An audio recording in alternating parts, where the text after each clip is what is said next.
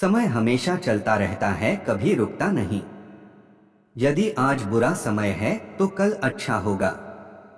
इसलिए आप बिना किसी स्वार्थ के सिर्फ कर्म कीजिए, फल समय खुद देगा। न तो समय रुकता है और न ही एक सा रहता है। बुरा समय हो या अच्छा समय बदलता जरूर है।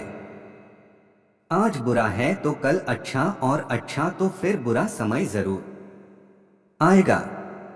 सुख के बाद दुख और दुख के बाद सुख आते जाते रहते हैं। इसलिए इस पर हमारा कोई वश नहीं है, लेकिन कर्म पर हमारा वश जरूर है। आप सिर्फ कर्म करिए, फल की चिंता किए बगैर। समय आने पर फल जरूर मिलेगा।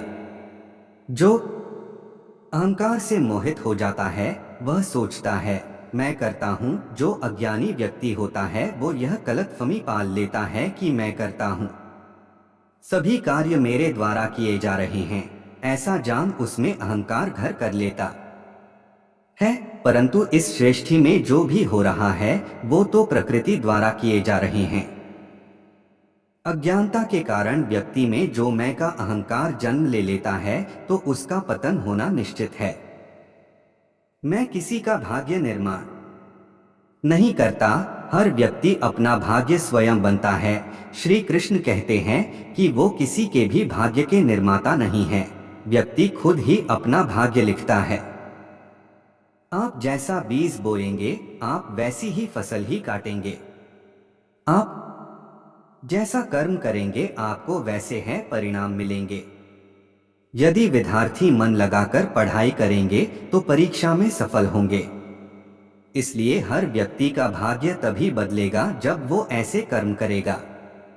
पृथ्वी, जल, अग्नि, वायु, आकाश, मन, बुद्धि और अहंकार, ये मेरी प्रकृति के 8 विभाग हैं। जो कुछ भी है वो वर्तमान में है, जो बीत गया है वो नहीं आएगा, और जो आने वाला है उसकी चिंता नहीं, बल्कि खुले हाथों से इसका स्वागत करें। भ्रम और संदेह से परे, जब आप भगवान से प्यार करते हैं तो आप हर चीज से प्यार करते हैं।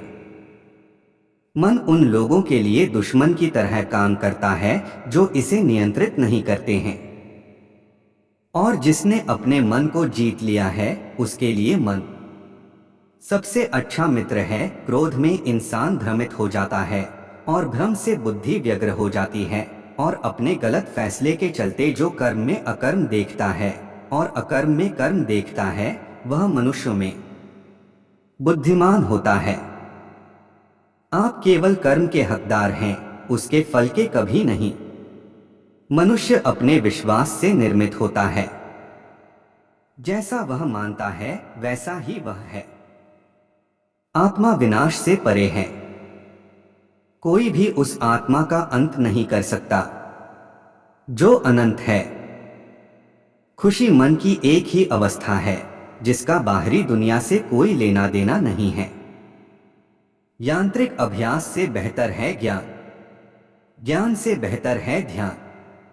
जो हुआ अच्छा हुआ, जो भी हो रहा है वो अच्छा ही हो रहा है, और जो होगा वो भी अच्छा ही होगा। बुरे कर्म करने नहीं पड़ते हो जाते हैं, और अच्छे कर्म होते नहीं करने पड़ते हैं। क्या गया है तुम्हारा जो तुम रोते हो? तुम इस संसार में क्या लाए हो जो तुमने खो दिया? तुमने क्या पैदा किया जो खो दिया? क्योंकि तुमने जो भी लिया यही से तो लिया, जो भी दिया यही पर दिया। आज जिसे तुम अपना कह रहे हो कल किसी और का था, और परसों किसी और का होगा। फिर क्यों रोते हो? परिवर्तन ही इस संसार का नियम है। यह प्रकृति है जो सभी गतियों का कारण बनती है।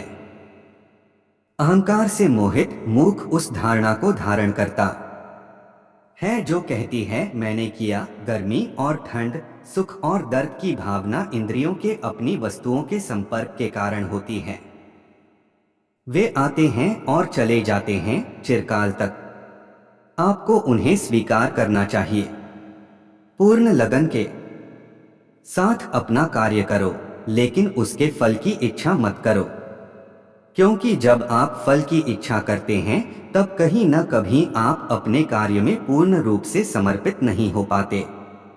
गति के लिए चरणों पर ध्यान देना आवश्यक है। किंतु प्रगति के लिए सदैव आचरण पर ही ध्यान देना चाहिए। प्रकृति द्वारा निर्धारित कर्तव्य का पालन करते हुए व्यक्ति ने कोई पाप नहीं किया। जिसका मन उसके वश में नहीं है, उसके लिए उसका मन शत्रु के समान है। वो मूर्ख हैं जो प्रेम को बकवास कहते हैं। प्रेम इस दुनिया की जड़ है जिससे दुनिया बनी है। अपनी इच्छा की शक्ति से अपने आप को नया आकार दें। अपने आप को कभी भी स्वेच्छा से नीचा न होने दें। बुद्धिमान अपनी चेतना को एकीकृत करते हैं और कर्म के फल के प्रति आसक्ति को त्याग देते हैं। मनुष्य अपने विश्वास से निर्मित होता है। जैसा वो विश्वास करता है वैसा वो बन जाता है।